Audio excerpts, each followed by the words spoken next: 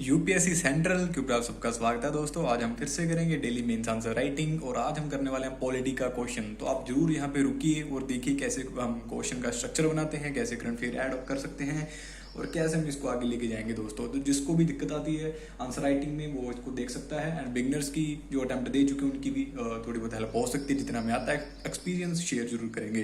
तो शुरू करते हैं। सबसे पहले हमने क्वेश्चन की डिमांड को समझना है। सो लाइक क्वेश्चन लिखा हुआ है कि do you think that constitution of India does not accept the principle of strict separation of power. कि जो स्ट्रिक्ट सेपरेशन ऑफ पावर होती है ना, कि पार्लियामेंट सिस्टम में जैसे प्रेसिडेंट सिस्टम होता है वहाँ पे अलग अलग कानून बनाए जाते हैं, एंड वहाँ पे जो एग्जीक्यूटिव होती है बेसिकली वो लेजिस्लेचर के ऊपर डिपेंडेंट नहीं होती। तो उस बारे में यहाँ पे दिखाया गया है, क्वेश्चन लिखा गया है। तो हमने इसको लिखना है कि इंडिया में कैसी चीज़ें चलती हैं। तो डिस्कस करना है और डिस्कस में हम काफ़ी चीज़ें ऐड कर सकते हैं। हमारे पास राइट आ जाता है, ठीक है, कि उसके नेगेटिव पॉजिटिव पॉइंट दोनों ऐड कर सकते हैं।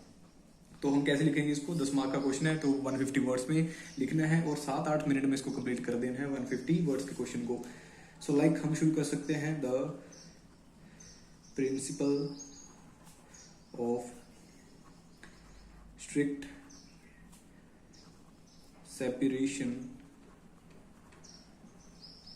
ऑफ पावर प्रोपाउंडेड, मतलब कि यहाँ पे तो ज़्यादा हम करंट अफेयर ऐड कर सकते हैं या फिर ये शुरू करते हैं कि किसने दिया था ये स्ट्रिक्ट सेपरेशन वाला। तो मोंटेस्क्यू ने दिया था ये। जो भी पॉलिटिकल साइंस पढ़ते हैं या जिनके पास ऑप्शन होगा वो समझ सकते हैं मोंटेस्क्यू के बारे में। So aims to divide state functions state functions among legislature executive and judiciary. तो इनके बीच फंक्शंस को बांध दिया जाता है बेसिकली टू प्रिवेंट, ताकि प्रिवेंट किया जा सके कंसंट्रेशन ऑफ पावर। वो किसी स्पेशल लाइक किसी के पास ज़्यादा पावर ना आ जाए, कंसंट्रेशन ना हो जाए कि एक ही चीज़ है ना, जैसे जुडिशरी उसी की सिर्फ चल रही है और किसी की चल ही नहीं रही। तो उस चीज़ को रोकने के लिए ये चीज़ की जाती है दोस्तों। तो हमने यहाँ से ऐसे लिख दिया और हमारा इंट्रोडक्शन बन चुका है। तो 20 से लेकर 30 वर्ड तक आप आराम से इंट्रोडक्शन बना सकते हो। और अब यहाँ से हम कर देते हैं शुरू इसको। जैसे हम पहले लिख देंगे कि आपने स्पेस छोड़ दिया यहाँ पे, ठीक है, थोड़ी सी 1-2 लाइन्स की। तो India does not follow strict separation of power, ठीक है, बल्कि इंडिया इसको फॉलो नहीं करता बेसिकली। सो यहाँ पे हमने लाइन मार दी और यहाँ पे हम पॉइंट समझाएंगे, ठीक है, कि क्यों नहीं कर रहा है या फिर कैसा सिस्टम है इंडिया में। तो सबसे पहले हम लिखेंगे कि पार्लियामेंट्री सिस्टम फॉलो किया जाता है इंडिया में। पार्लियामेंट्री सिस्टम है इंडिया में, ठीक है, अंडरलाइन कर दीजिए इसको। और इसको एक्सप्लेन कर देते हैं। The executive is drawn from and is responsible to the legislature, मतलब कि एग्जीक्यूटिव लेजिस्लेचर रिस्पॉन्सिबिलिटी है इनकी, ठीक है, एक दूसरे से ऊपर होके नहीं चल सकते। तो आर्टिकल भी आप यहाँ पे मेंशन कर सकते हैं, लाइक आर्टिकल 74 से लेके 75 में लिखा हुआ है ये, ठीक है जी, अच्छे से आपको विजिबल होगा। और सेकंड पॉइंट हम बना देते हैं कलेक्टिव रिस्पॉन्सिबिलिटी के बारे में।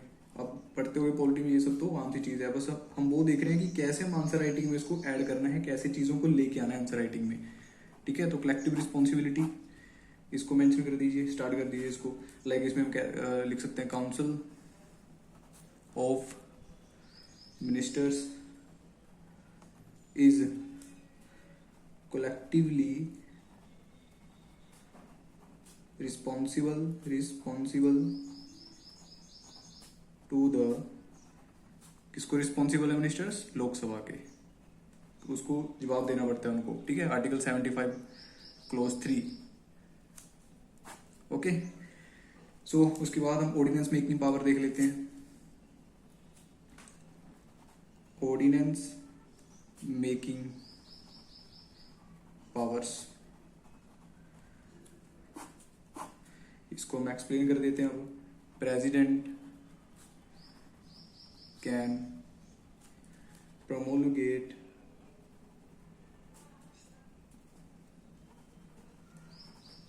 ऑर्डिनेंसेस, ऑर्डिनेंस बना सकते हैं प्रेसिडेंट, हमें पता है आर्टिकल 123 है, राइट। ऑर्डिनेंसेस व्हेन, कब बनाते हैं, व्हेन पार्लियामेंट इज, या तो एक हाउस सेशन में नहीं है या दोनों हाउस सेशन में नहीं है, ठीक है, नॉट इन सेशन, और आर्टिकल मेंशन कर दीजिए यहाँ पे 123, ठीक है। उसके बाद हम और बना देते हैं लाइक जुडिशियल रिव्यू कर सकते हैं, हाँ जुडिशियल रिव्यू, जुडिशियल रिव्यू। और इसमें देखते हैं कि क्या ऐड हम कर सकते हैं, लाइक जुडिशरी, हाँ जुडिशरी, जुडिशरी कैन रिव्यू कर सकती है एंड स्ट्राइक डाउन, अच्छे से स्पीड मेंटेन करनी है, 7-8 मिनट के बीच आपको हो जाना चाहिए, लेजिस्लेटिव एंड एग्जीक्यूटिव, ठीक है, एग्जीक्यूटिव एक्शंस। और इसका आर्टिकल मेंशन कर सकते हैं, आर्टिकल 13 लिख सकते हैं, 32 लिख सकते हैं, ठीक है। और उसके बाद हम एक और हेडलाइन बना देते हैं यहाँ पे, like however the constitution ensures functional separation through checks and balance, ठीक है। बल्कि हमने देखा कि कॉन्स्टिट्यूशन इंश्योर करता है function separation through check and balance, कि एग्जीक्यूटिव ना एक दूसरे को चेक करते रहे, जुडिशरी चेक करती रही, क्योंकि ऐसा कानून तो नहीं बना दिया जो काफी हानिकारक हो सकता है, ठीक है, कॉन्स्टिट्यूशन के लिए। तो बेसिक स्ट्रक्चर वो कर रहा है, वो लीड कर रहा है बेसिकली, तो उसके लिए भी हम पॉइंट बना देते हैं। और यहाँ पे आपने इसको अंडरलाइन कर देना है, क्योंकि इस लाइन्स के बारे में हम लिखेंगे अभी, लाइक अब सेपरेशन दिख रहा होगा आपको, yes, separation of judiciary from executive से ऑब्वियसली सेपरेट है जुडिशरी, एग्जीक्यूटिव, तो इसको अंडरलाइन करके आप इसको एक्सप्लेन कर दो थोड़ा सा। सो लाइक आर्टिकल जो 50 है डीपीएसपी में बारे में, आर्टिकल 50, ठीक है, 50, तो वो क्या कहता है, मैंडेट सेपरेशन करता है, mandate separation to ensure independence, ठीक है जी, एक तो ये पॉइंट हो गया। और उसके बाद हम लिख सकते हैं, नेक्स्ट पेज पे चले जाते हैं, और हम बना सकते हैं लाइक इंडिपेंडेंट जुडिशरी के बारे में,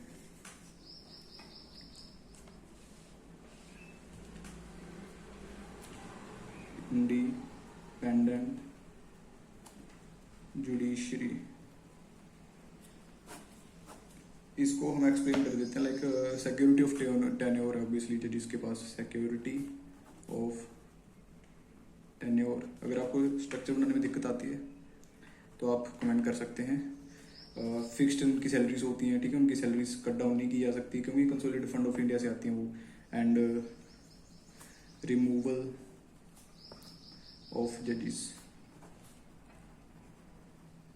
ठीक है जी। तो ये भी हम पढ़ते हैं, बाय इम्पीचमेंट है ये, ठीक है जी। आर्टिकल मेंशन कर सकते हैं लाइक आर्टिकल 124 से लेके 124 क्लोज 4 तक बेसिकली, ठीक है जी।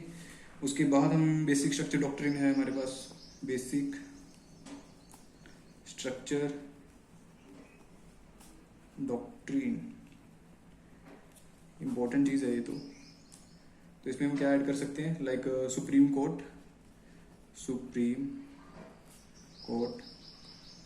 इंश्योर्स, ऐसे ही वहाँ पे अपने बेंच में लिखना है, लिखते जाना है कंटिन्यूसली, सोचने का टाइम पहले से सोचते जाओ दिमाग में कि क्या पॉइंट आगे बन सकते हैं, फिर जाकर आपका आंसर एक अच्छे तरीके से बन पाएगा, ठीक है।